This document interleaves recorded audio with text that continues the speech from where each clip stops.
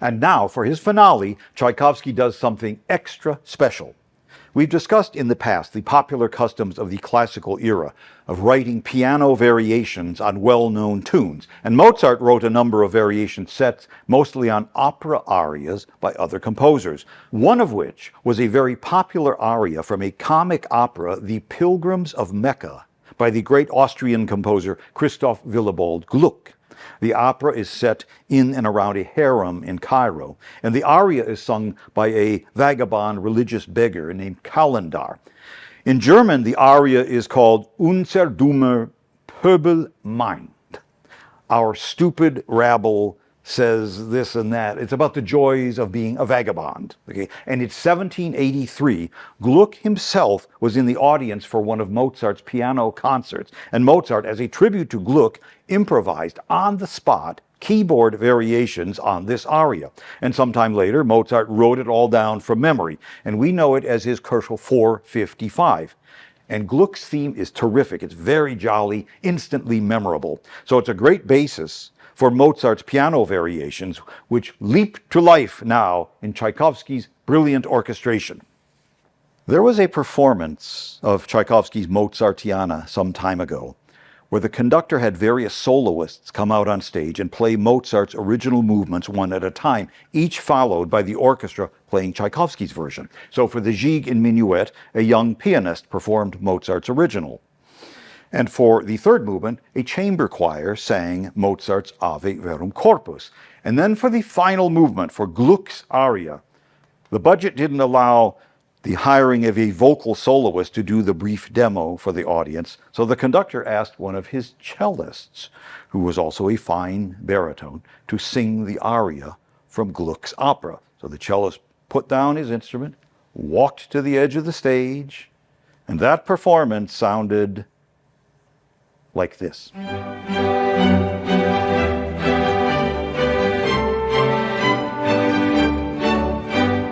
Menschen einfach lässig nicht beirren, hellige Leute glauben dass wir ohne Eigentum hungern, dursten, frieren, die braven guten Handen nicht, die braven guten Handen nicht, wie an nix uns geblickt, wie üppig uns alles verraten. So that is Gluck's theme in its original setting. And Mozart condensed the theme a bit. He eliminates that second section. So what we have now is the theme with the contrast between the rustic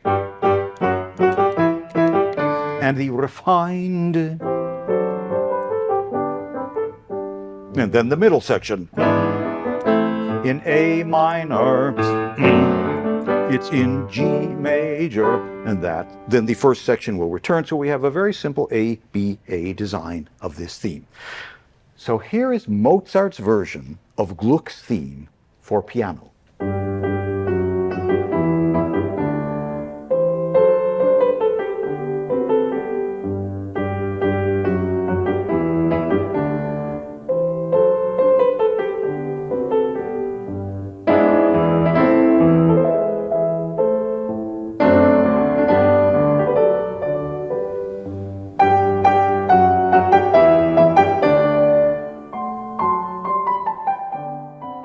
And here is Tchaikovsky's orchestration of Mozart's version of Gluck's theme.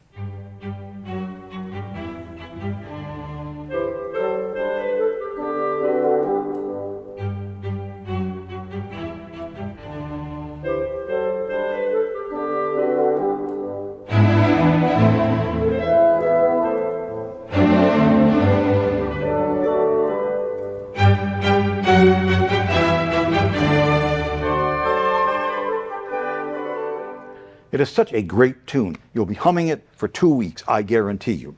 But now, to give you an idea of some of the variations, in the first one, Mozart takes the theme and he spins it out into a breezy etude.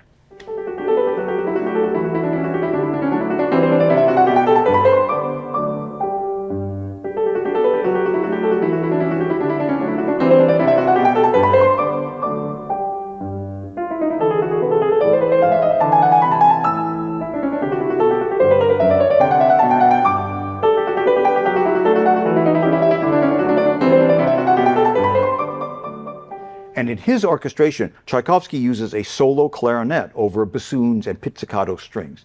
Then in the middle section, he alternates first and second violins, playing like so.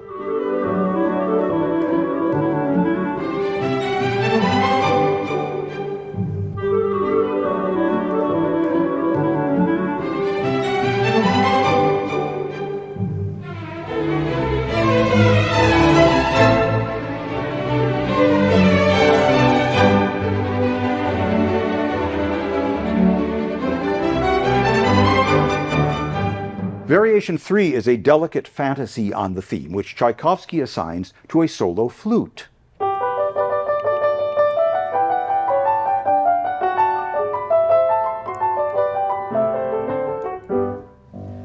In variation number 4, you'll love this. This is terrific. The first 2 bars of the theme are played in the low register, but the graceful response is now a dashing flurry of 16th notes that ends with a very familiar cadential figure. Go!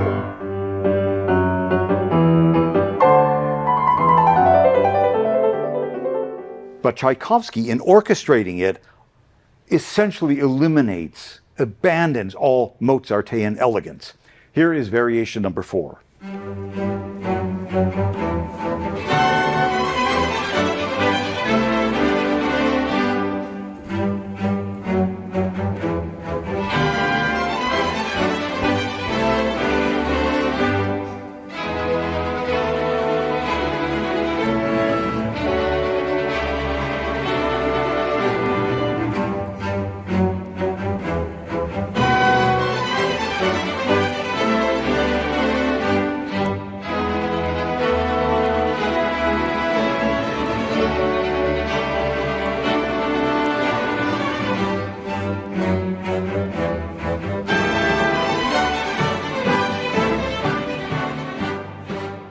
And I think this is the most fabulous thing about these variations, how Mozart uses a different chord, a different harmony for each of the 4 times that joyous outburst occurs. We had the first one is a D 7th chord.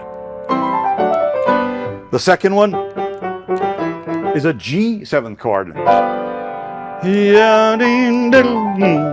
The third one, near the end, is a B 7th chord. And the last one is an A 7th chord. Here it comes.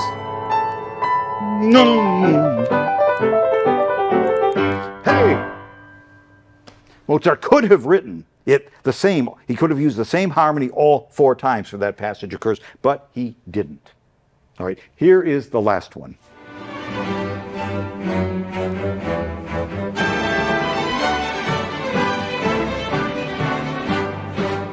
You may want to play that one back. The second to the last cue is the entire variation. Play it back and marvel at Mozart's brilliance and Tchaikovsky's. And variations always feature at least one in the minor key, and Mozart's G minor variation number 5 is filled with his distinctive chromaticism. And Gluck's descending theme is heard in the left hand,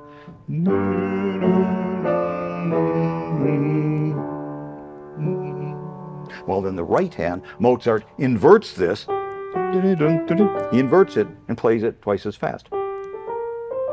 Here is Tchaikovsky's orchestration.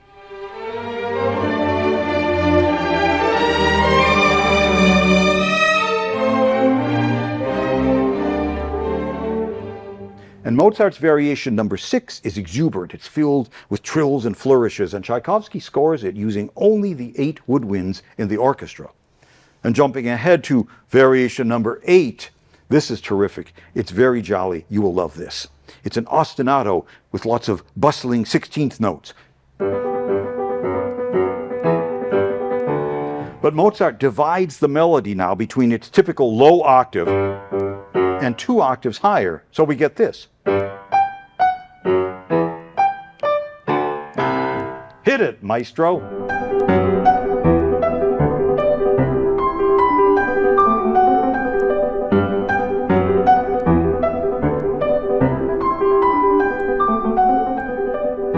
And Tchaikovsky catches the spirit of Mozart exactly, and he creates what sounds like a miniature Russian sleigh ride, complete with little glockenspiel sleigh bells.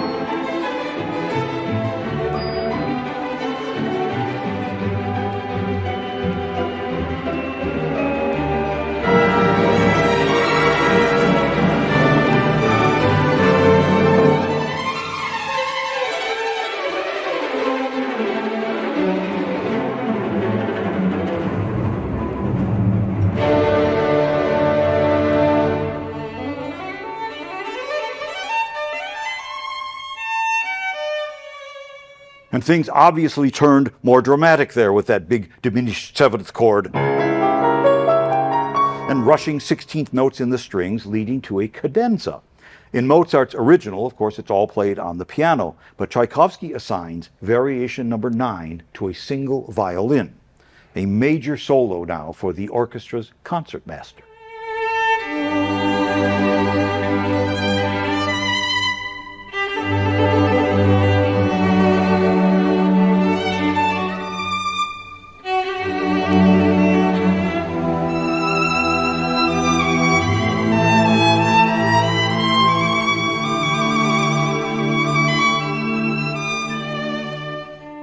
And Tchaikovsky's florid writing for the violin is pretty much the same way it's laid out in Mozart's original on the keyboard.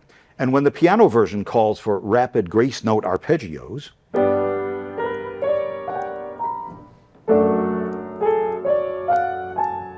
Tchaikovsky's violin version not only replicates it, but adds a big upward flourish for good measure.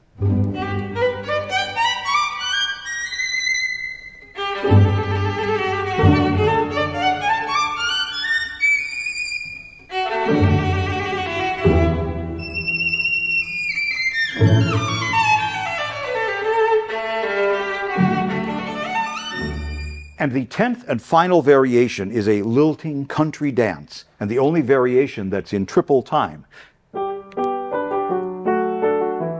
This is Mozart.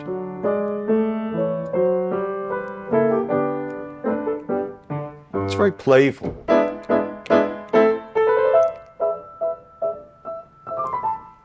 I bet you know where this is going. It's followed now by a transition in which Tchaikovsky pulls out all of the stops, full orchestra with trumpet fanfares.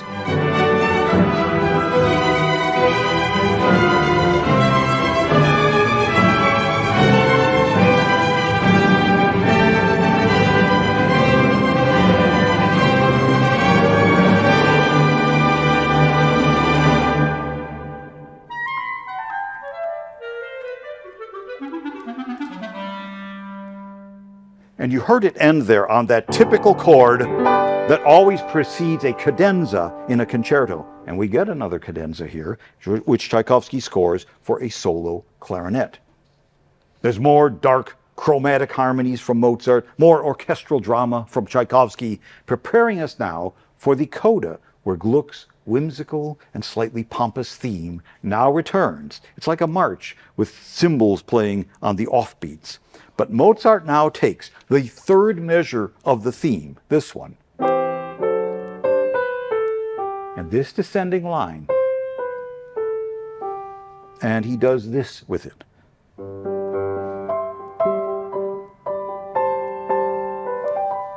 Sounds just like Haydn. But there are no dynamic indications in Mozart's original. So should it be loud? Should it be soft? Should it be delicate or majestic? Tchaikovsky opts for the latter.